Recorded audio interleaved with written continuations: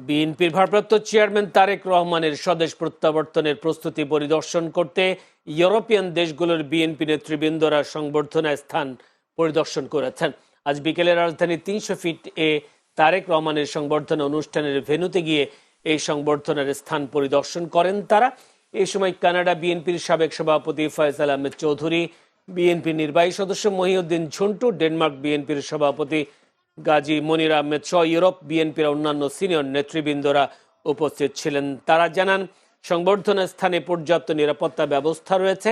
25 December ভারপ্রাপ্ত chairman Tarique Rahman দেশে আসলে গণতন্ত্র উত্তরণের উজ্জ্বল দৃষ্টান্ত উপস্থাপন হবে। তারেক রহমানের আগমন বাংলাদেশের জন্য এই যে সারা পৃথিবীর মধ্যে একটা দৃষ্টান্ত হয়ে থাকবে।